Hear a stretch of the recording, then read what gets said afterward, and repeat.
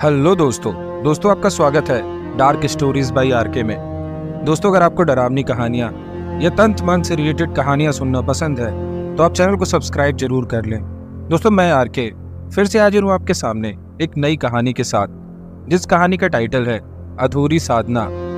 तो दोस्तों, ये कहानी काफ़ी इंटरेस्टिंग होने वाली है, तो वीडियो को लास्ट तक जरूर देखें। जो भी मित्र हमारी कहानियाँ सुनते हैं उनमें से 80% लोगों ने चैनल को सब्सक्राइब नहीं किया है, तो कृपया करके सब्सक्राइब कर लें। चलिए बिना किसी देरी के कहानी को शुरू करते हैं। आज पूरे गांव में हर जुबान पर एक ही घटना का जिक्र था, और वो थी राघव के घर में जन्म लेने वाले उस बालक की। जन्म लेते ही जिसके सर पर बालों का एक बड़ा सा गुच्छा था, मानो किसी साधु के बंधे हुए बाल हों। आंखों में लालिमा थी। प्रायः जन्म लेने वाले बच्चों की आंखें मुलायम और नीलेपन लिए हुए दिखाई देती है, लेकिन इस बच्चे की आंखें सुर्ख लाल और सख्त थी। माथे पर एक अस्पष्ट त्रिपुंड सा महसूस हो रहा था। उसके हाथों के नाखून कुछ बड़े थे। जन्मजात योगी की छवि थी, लेकिन चेहरा डरावना और अद्भुत था। जन्म लेते ही उसने मां को ऐसे घूरा मानो वह अपने जन्म से नाराज था। उसके आसपास जो भी गांव वाले खड़े थे, सबको उसने एक एक करके देखा, मानो किसी को पहचानने की कोशिश कर रहा हो। उसकी आंखों में सभी के लिए एक समान भाव था, ना तो रुदन ना ही मुस्कान। एक समान अवस्था में वह बच्चा कभी दाएं कभी बाएं देख रहा था, मानो कुछ गणना कर रहा हो। इसी राघव पुत्र के जन्म की खबर जंगल में आग की तरह पूरे क्षेत्र में फैलती चली गई, और लोगों का जमावड़ा उसके घर की तरफ बढ़ने लगा। आखिर एक अद्भुत बच्चे ने जन्म जो लिया था। राघव लेकिन कुछ परेशान सा दिख रहा था। शायद उसे अपने बच्चे के जन्म पर कुछ ज्यादा खुशी नहीं हो रही थी, क्योंकि उसने पढ़ा था और अपने बुजुर्गों से भी पता किया था कि इस तरह के अद्भुत रूप रंग वाले बच्चे बहुत समय तक नहीं टिकते। शायद इसीलिए वो चिंतित था और डरा हुआ भी था।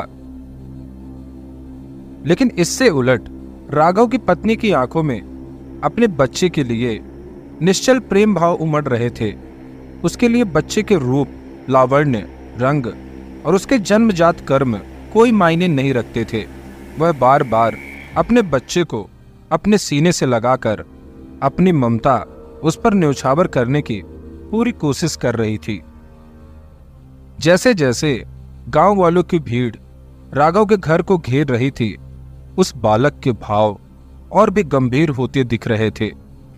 शायद उसे अपने चारों ओर इतनी भीड़ पसंद नहीं आ रही थी। वो बालक अभी भी एक एक करके लगभग सभी लोगों को घूर रहा था। कुछ गांव वाले आतंकित थे, कुछ परेशान, तो कुछ उसके घूरने से डर रहे थे, और कुछ तो इतने डर गए थे कि उससे नजरें भी नहीं मिला पा रहे थे। शाम होते होते भीड़ लगभग खत्म सी हो गई। राघव, उसकी पत्नी और उसका छोटा सा परिवार अपनी छोटी सी कुटिया में सोने की तैयारी करने लगे। वह बालक ना तो रुदान करता, ना ही हंसता, ना ही किसी तरह का बालक श्रम क्रिया कर रहा था। मानो एक गंभीर मुद्रा में था, एक शांत मुद्रा में, लेकिन उसके अंदर कुछ ना कुछ जरूर था जो शायद वह बालक ही जानता था। रात के करीब 11:30 बजने को आए थे। राघव और उसकी पत्नी, उसका परिवार गहरी निद्रा में सोए हुए थे, लेकिन वह बालक जाग रहा था। शायद उसे रात के 12 बजे का इंतजार था। सब कुछ एकदम शांत था। चंद्रमा आकाश में अपनी कुछ शीतल किरणों के साथ धरती को स्पर्श कर रहा था। रात के इस सन्नाटे में दूर कहीं एक पक्षी अपनी चोंच से पेड़ की डाल को छेदने की कोशिश कर रहा था। बहने वाली ठंडी सी हवा कभी कभी राघव के घर के दरवाजे को धीरे से हिला देती। ऐसा महसूस होता कोई दरवाजे से झांक कर उस बालक को निहारने की कोशिश कर रहा था। घड़ी में रात के 12 बजे राघव और उसका परिवार गहरी नींद में था, सिवाय उस बच्चे के। तभी गांव के शमशान में घूमने वाले आवारा कुत्ते बड़ी जोर जोर से भौंकने लगे। ऐसा महसूस होता था कि आपस में झगड़ रहे थे। अभी अभी ठंडी हुई चिता की अधजली लाश के एक टुकड़े के लिए कुछ आवारा तो उस टुकड़े पर अपना आधिपत्य जताना चाह रहे थे, अपनी भूख शांत करना चाहते थे, लेकिन एक काला सा खतरनाक कुत्ता उस अधजले मांस के टुकड़े को घेर कर बैठा था। ना तो वह उस टुकड़े को खा रहा था और ना ही किसी और कुत्ते को उस टुकड़े के आसपास भटकने दे रहा था। सभी कुत्तों ने उस काले कुत्ते को घेरा हुआ था, लेकिन किसी की हिम्मत नहीं हो रही थी कि उसके आगोश में पड़े उस मांस के लोथड़े को खा सके। उसके बड़े बड़े नुकीले दांत और लाल सुर्ख आंखें किसी को भी कमजोर कर देने के लिए काफी थी। इधर यह बच्चा अपने हाथों को हिला रहा था, जैसे कोई अघोरी किसी का आवाहन कर रहा हो। उसके होंठ मंद मंद हिल रहे थे, जैसे कोई साधक अपने मन में किसी मंत्र को साध रहा हो। बच्चे की भुटकी चढ़ी हुई थी, आंखें आधी खुली थी, जैसे कोई ध्यान मुद्रा में जाने की चेष्टा कर रहा हो। उस अबोध की हरकतों के अलावा वहां सब कुछ शांत था, लेकिन कुछ ही पलों के लिए। थोड़ी देर में ही हवा ने अपना रुख शमशान से इस घर की ओर कर लिया। हवा में तेजी आ चुकी थी।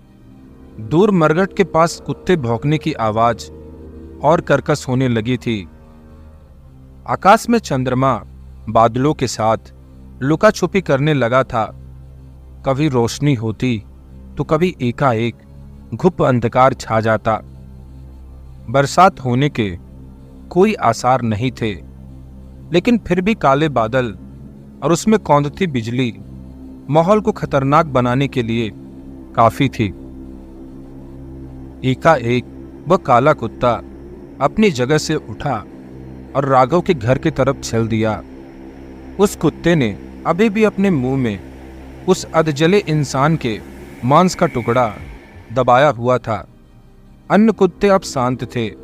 वे सभी उस काले कुत्ते के पीछे पीछे चल रहे थे। राघव का परिवार अभी भी गहरी निद्रा में सोए हुए थे। वह सारे कुत्ते एक एक करके राघव के घर के सामने इकट्ठा हो गए। काले कुत्ते के मुंह में अभी भी अधजला मांस का लोथड़ा लटक रहा था। अचानक से राघव के घर का दरवाजा चरचराहट के साथ खुल गया। काला कुत्ता बहुत ही सधे कदमों से राघव के घर के अंदर प्रवेश करता है। अन्य सारे कुत्ते घर के बाहर ही खड़े रहकर मानो पहरा दे रहे थे। काला कुत्ता सीधे उस बालक के पालने के पास जाकर रुक जाता है। वह बालक अभी भी हाथ ऊपर उठाए हुए था, आंखें आधी बंद किए मन में कुछ बुदबुदा रहा था। बालक के उठे हुए हाथ के ऊपर एकाएक उस काले कुत्ते ने मांस का लोथड़ा टिका दिया। अब उस बालक की बारी थी। उसने अपना दूसरा हाथ उस काले कुत्ते के सर पर फिरा दिया, मानो उस मांस के टुकड़े के प्रति अपनी कृतज्ञता जाहिर कर रहा हो। उसके बाद उस अबोध से दिखने वाले बालक ने उस मांस के लोथड़े को अपने मुंह पर लगा लिया। चपर चपर चपर कुछ छोटे से ग्रास उसने मुंह में लिया और वह टुकड़ा वापस उस काले कुत्ते के मुंह में थमा दिया। शायद यह एक साधना का हिस्सा था, जिसे हम अघोर साधना कहते हैं, जिसमें इंसानी मांस का भक्षण अपरिहार्य होता है।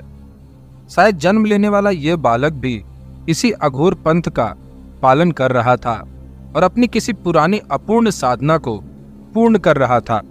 सारे कुत्ते जैसे वहां पर आए थे, उसी तरीके से शांत भाव से मरघट की ओर वापस चल दिए। दरवाजा भी अब बंद हो चुका था। बचे हुए टुकड़े पर सारे कुत्तों ने मिलकर हाथ साफ कर दिया। शायद यही नियति थी इस मृत देह की। इधर उस बालक के होंठ अभी भी हौले हौले थिरक रहे थे, आंखें अध खुली थी, माथे पर कुछ बल पड़े थे।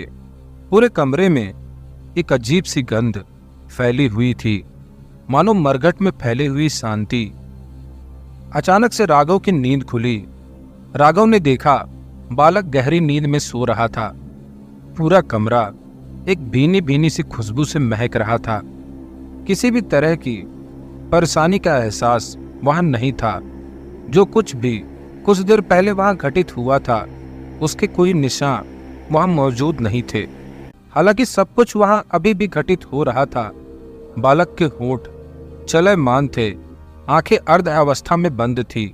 असहनीय सी गंध अभी भी कमरे को अपनी गिरफ्त में लिए हुए थी।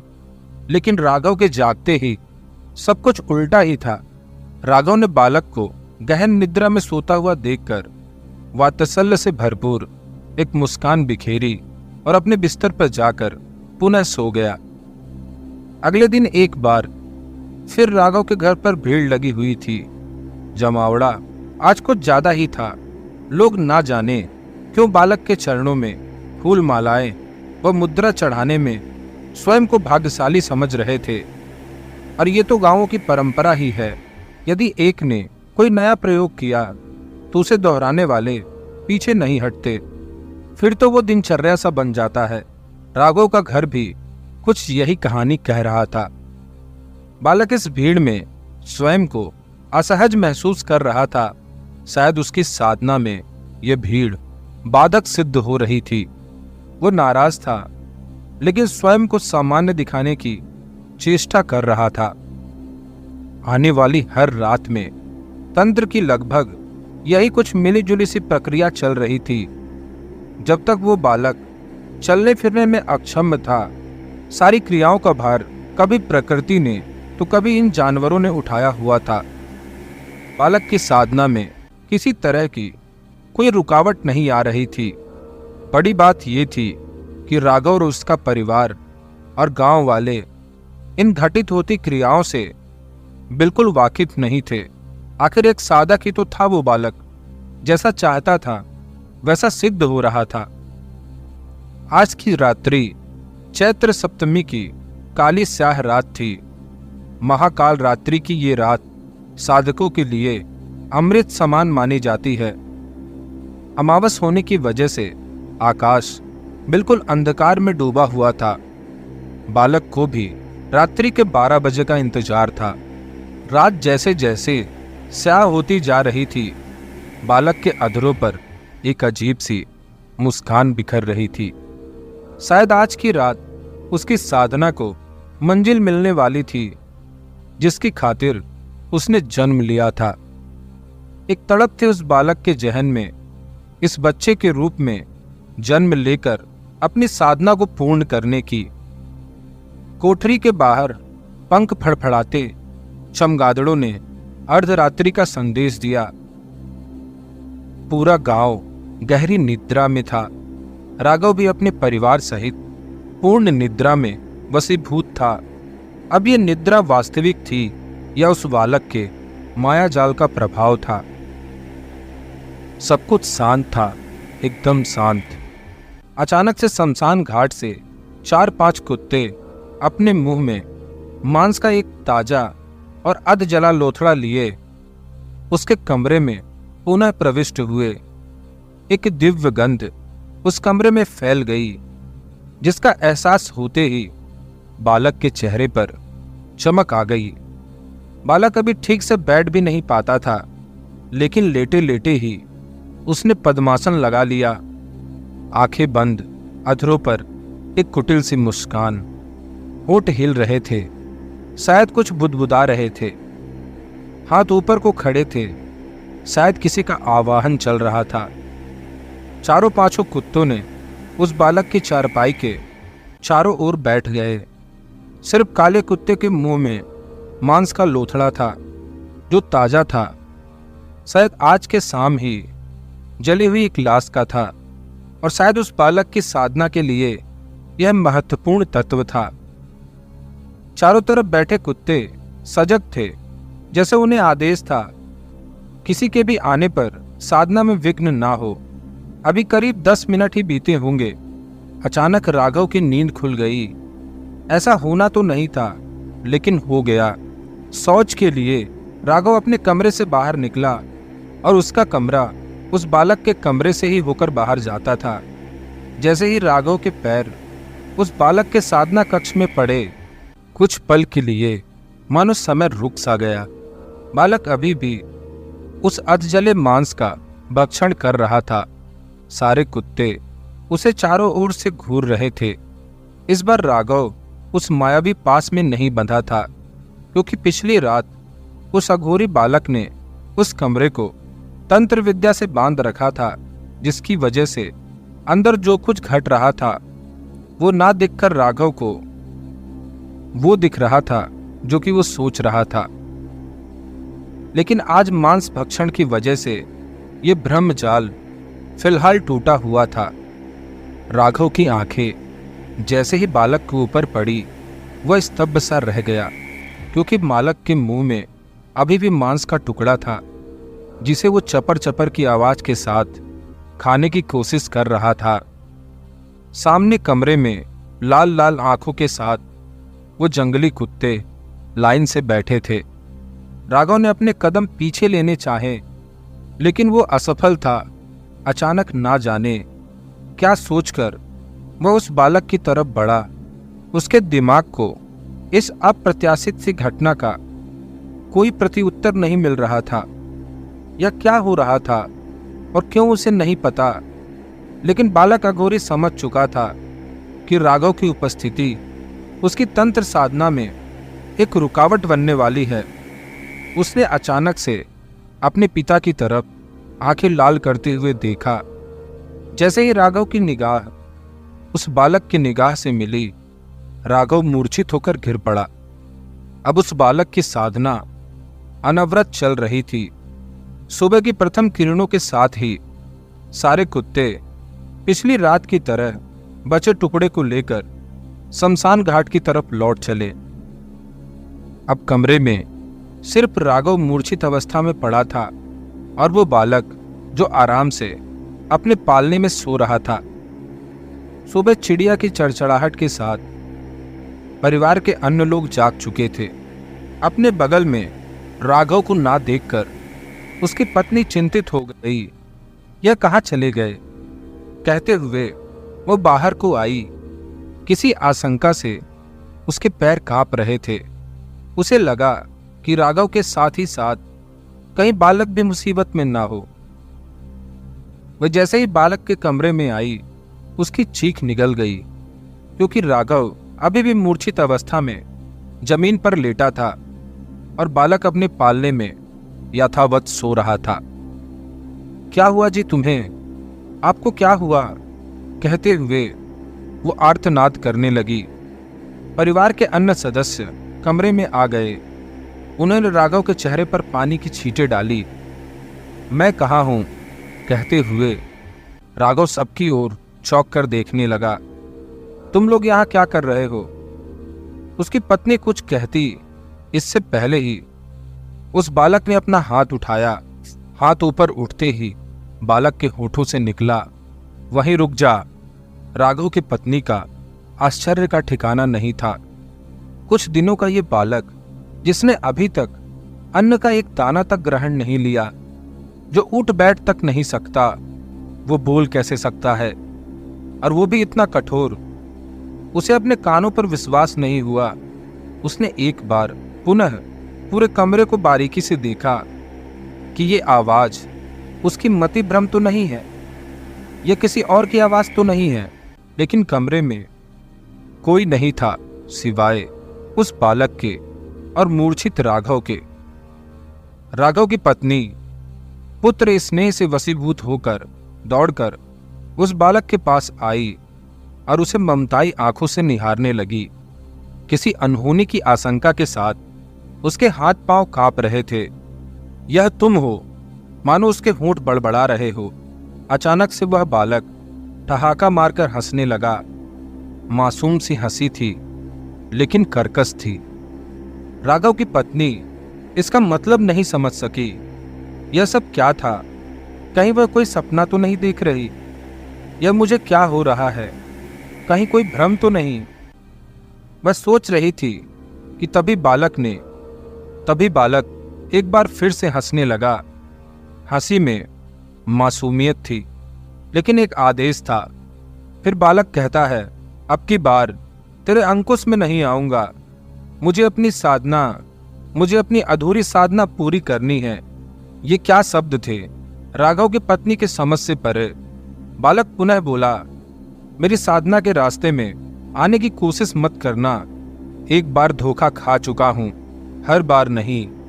यह तो तेरी खुशकिस्मती है कि तू मेरी माँ बन के आई, वरना तुझे देखते ही भस्म करने की सौगंध खाई थी मैंने। दोबारा मेरे रास्ते में मत आना, वरना भूल जाऊंगा कि तू मेरी माँ है। सब कुछ असामान्य था उस माँ के लिए जिसकी कोख ने एक ऐसे बालक को जन्म दिया था जो पैदा होते ही उसे ही खत्म करने की बात कर रहा था। लेकिन क्यों? तू मुझे मारना चाहता है। अबोध से पुत्र की बात सुनकर माँ असमंजस में थी। लेकिन क्यों? उसे आश्चर्य था, पहली इस बात का कि इस छोटी सी उम्र में ये अबोध बोल कैसे सकता है, और दूसरा बोला भी तो इतनी कड़वी सी बात। उसे अपनी जिज्ञासा को शांत करना था, मगर सामने उसका पति यानी राघव मूर्छित अवस्था में पड़ा था, इसलिए उसकी प्राथमिकता राघव था। उसने राघव को अपने हाथ से उठाने की चेष्टा की। उठो, तुम्हें क्या हो गया है? एक असहाय कोशिश थी एक पत्नी की अपने हाथों से उसे उठाने की, मगर नाकाम। एक अबला के हाथ में इतनी शक्ति कहाँ थी?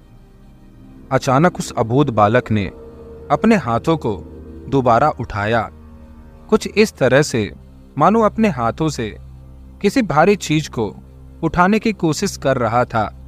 उसके ऐसा करते ही राघव का शरीर हल्का हो गया, इतना हल्का कि अब वो उसकी पत्नी की बाहों में झूल रहा था। चिंता मत कर, इसे कुछ नहीं होगा। ये मेरी सिद्धि में बाधक हो रहा था, इसलिए चुप हो गया। कुछ ही देर में ये बोलेगा और सब कुछ भूल भी जाएगा। आगे तू भी ख्याल रखना, मेरी सिद्धि के आगे कोई बंधन नहीं चाहिए। अब इसे इस माइट कमरे से बाहर ले जा। बालक ने मन ही मन में आदेश दिया। वो औरत अब राघव को बाहों में लिए कमरे से बाहर जा चुकी थी, मगर बालक अभी भी बड़बड़ा रहा था। तू भी अभी कमरे से बाहर जाते ही सब कुछ भूल जाएगी, जो कुछ तूने देखा या सुना। और वाकई कमरे से बाहर जाते ही राघव की पत्नी सब कुछ भूल चुकी थी। जो कुछ भी उसके साथ अभी घटा था, उसके लिए सब कुछ सामान्य सा ही था। वही रोजमर्रा वाली सुबह, वही नित्य कर्म, और अपने उस अबोध से लल्ला के लिए वही ममता। गांव वालों का तांता राघव के घर पर लगता रहता। उस विचित्र बालक के दर्शन के लिए दूर दूर से लोग आने लगे थे। जितनी भीड़ बढ़ती उतना वो साधक परेशान होने लगता, मगर लोगों को समझाए तो कौन।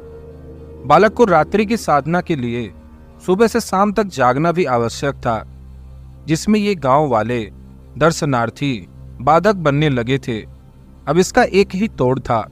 आज प्रातःकाल कुछ अजीब था। सूरज कुछ ज्यादा ही रक्तिम था। पूरे गांव में एक ही शोर था। वह अलौकिक बालक तो मर गया, वह तो होना ही था। मैं तो कहता था कि इस तरह जन्मे बच्चे ज्यादा दिन तक नहीं जीते। चलो ठीक ही हुआ, इंसान तो वो लगता नहीं था। कुछ इसी तरह की बातें पूरे गांव में फैल चुकी थी। कुछ भी हो, गांव का एक ही संबंध परिवार था, इसलिए उन्हें दुख में शामिल होने के लिए कई लोगों का आना स्वाभाविक था। एक बार फिर से राघव के घर में पूरे गांव वालों की भीड़ इकट्ठा थी। राघव और उसकी पत्नी का रो रो कर बुरा हाल था। गांव की औरतें राघव की पत्नी को संतावना दे रही थी। जो होता है अच्छे के लिए होता है। इस तरीके के बालक कहाँ ही जी पाते हैं। पूरा जीवन काटना उनके लिए मुश्किल होता है। भगवान की यही मर्जी थी, और भी न जाने इस तरह के शब्दों का माया जाल वहां बिखरा हुआ था और देर शाम सूर्यास्त से पहले ही उस अघोरी बालक का क्रियाकर्म कर दिया गया।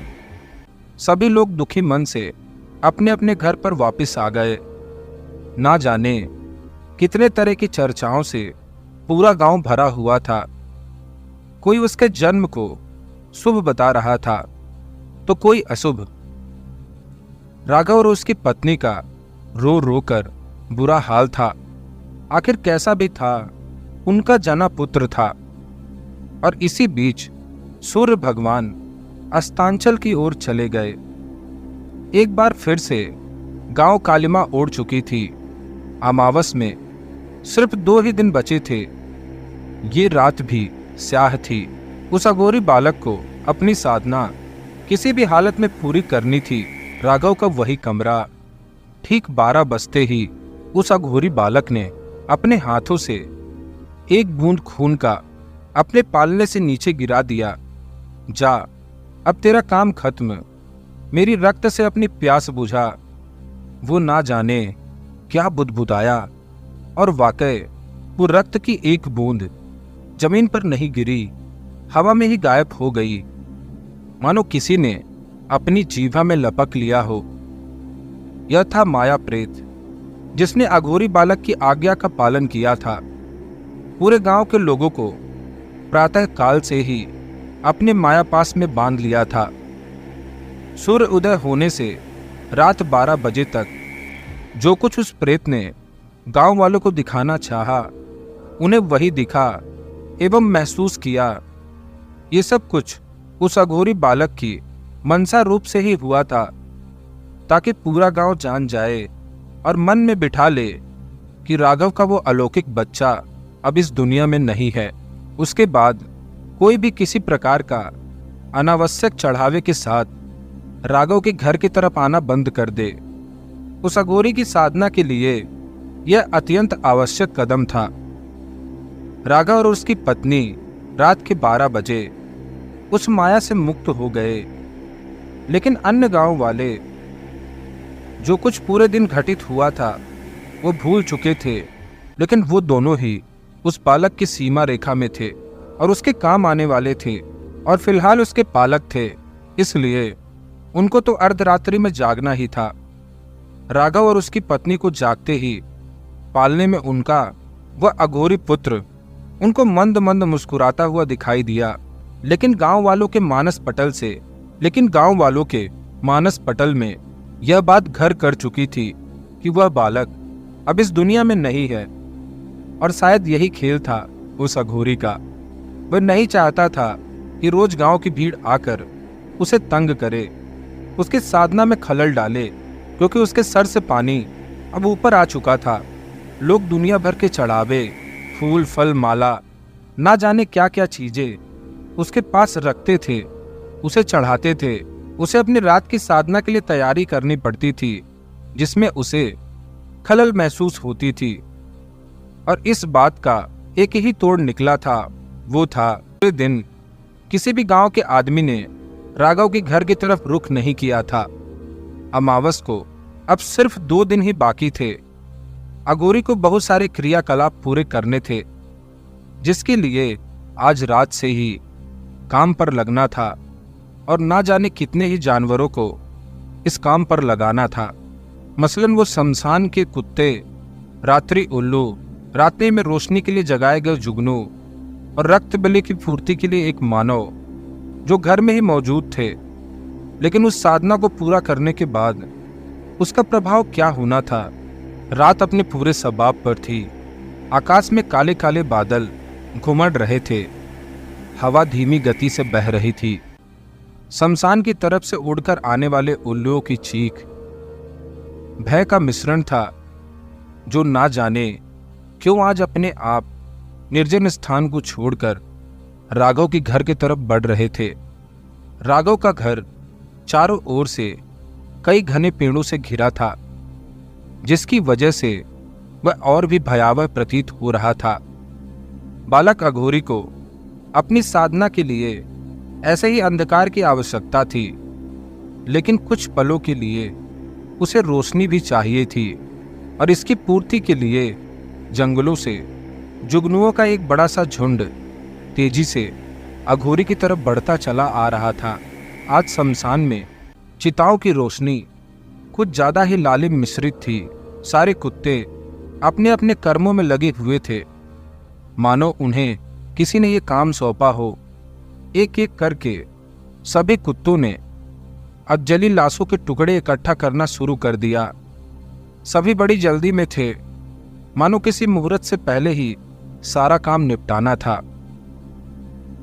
सफेद बगुले आकाश में एक लकीर से खींचते हुए राघव के घर की तरफ बढ़ रहे थे।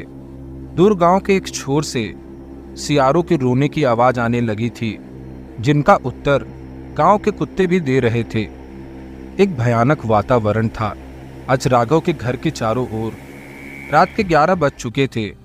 राघव और उसकी पत्नी अपने कमरे में निर्भीक होकर सोने चले गए। बालक अघोरी की क्रियाएं उनके सोते ही चालू होने लगी थी।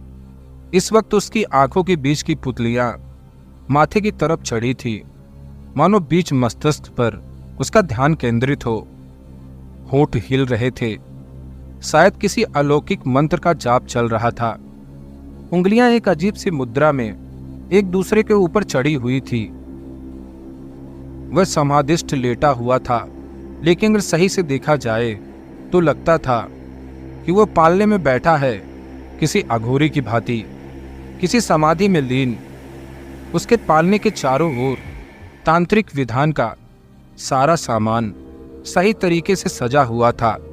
लौंग, सुपारी, हवन सामग्री, एक नर कपाल, कुछ हड्डियां, पक्षियों के कुछ नाखून, जानवरों की कुछ खालें, मदिरा, कुछ मिठाइयां, सिंदूर और भी ना जाने क्या क्या।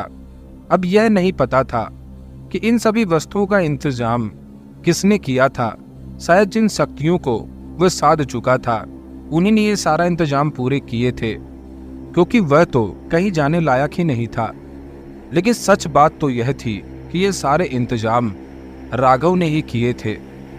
आज यह पहली बार था जब वह बालक अपने पालने से नीचे पालथी मारकर बैठा हुआ था। यह आश्चर्य था, लेकिन साधकों की तरह उसकी आंखें बंद थी। पद्मासन की मुद्रा में बैठा हुआ बालक, अपने सामने जलती हुई अग्नि, चारों ओर सलीके से रखा हुआ साधना का सामान, झोपड़ी के बाहर तेज होती हवाएं, पक्षियों का चहचहाना, चमगादड़ों का फड़फड़ाना, सियारों की भयानक आवाजें, सब कुछ था वहां। लेकिन इंसान का प्रवेश एकदम से बंद था। वह बालक आंखें बंद किए था, लेकिन बीच बीच में फट की आवाज के साथ अग्नि में कुछ सामग्रियां डाल रहा था। उसके चारों ओर ना जाने कितनी अदृश्य शक्तियां मौजूद थी, जो उसके इशारे पर काम कर रही थी। वह अघोरी अकेला नहीं था, कई पैशाचिक शक्तियां उसके आसपास मंडरा रही थी। कुछ मजबूरी में थी तो कुछ अपने फायदे के लिए। उस पूरे स्थान का वातावरण साधनामय था और पूरी तरह से माया से ग्रसित। एक परम तंत्र फैला हुआ था उस जगह पर। कोई भी उस जगह पर आने की हिम्मत नहीं कर सकता था। यहां तक कि राघव और उसकी पत्नी जो वहीं पर सो रहे थे, वो भी इन सब बातों से अनभिज्ञ थे कि एक बड़ी तंत्र साधना उनके बगल वाले कमरे में चल रही है। और सच ही था, इन सारी सामग्रियों का इंतजाम राघव ने ही स्वयं किया था, लेकिन जानबूझकर नहीं। उस अघोरी की माया ने उसे भी अपने मोह पास में बांधा हुआ था, और उसी के तहत उसके मन में अचानक से पूजन के भाव उमड़ने लगे, और ना चाहते हुए भी वह सारी पूजन सामग्री खरीद कर ले आया, जो जो उस बालक के लिए आवश्यक थी। वो भी एक दिव्य स्वप्न में जी रहा था। उसे खुद नहीं पता था कि उसने क्या किया है। यह सब आश्चर्य था, लेकिन अघोर विद्या में ऐसे आश्चर्य घटित होते रहते हैं। कल पूर्ण अमावस्या आने वाली थी और उस अघोरी की साधना का अंतिम पड़ाव भी, और उसे शायद उसी पल का इंतजार था लेकिन उस पल के पहले उसे आज की साधना पूरी करनी थी, जो कि अभी प्रारंभ थी। राघव की झोपड़ी को इस वक्त शमशान के कुत्तों ने घेर रखा था। सारे उल्लू आपस में फड़फड़ा रहे थे, सिर्फ एक को छोड़कर, जो खुद ही एक चौकी पर बैठा हुआ था, सर नीचे किए हुए, और उसी चौकी के पास रखा था एक धार किया हुआ चाकू, शायद उसी उल्लू के बलि के लिए। एक कुत्ते के मुंह में ताजा मांस का लोथड़ा लटक रहा था, जो अभी अभी मरघट से लाया गया था। अन्य सारे कुत्ते अपने अपने कामों में मशगूल थे। एक भयानक वातावरण था वहां पर, और शायद साधना के लिए यही आवश्यक था। अभी यह साधना पूर्ण होने ही वाली थी। उससे पहले ही राघव की पत्नी अचानक से एक स्वप्न में चली जाती है, जिसमें उसे उस अघोरी बालक के पूर्व जन्म का पूरा आभास होने लगता है। उसके सामने एक बार फिर से वही शमशान घाट जीवंत होने लगता है। दोस्तों, कहानी के अगले पार्ट में हम जानेंगे आखिर उस तांत्रिक बालक के पूर्व जन्म में ऐसा क्या हुआ था कि उसे राघव के घर में जन्म लेना पड़ा। दोस्तों, ये कहानी और भी ज़्यादा इंटरेस्टिंग होने वाली है, तो आगे के पार्ट को सुनने के लिए चैनल को सब्सक्राइब जरूर कर लें। दोस्तों, आपको ये वीडियो कैसा लगा मुझे कमेंट में ज़रूर बताएं। मिलते हैं किसी और वीडियो में, तब तक के लिए ख्याल रखें। धन्यवाद।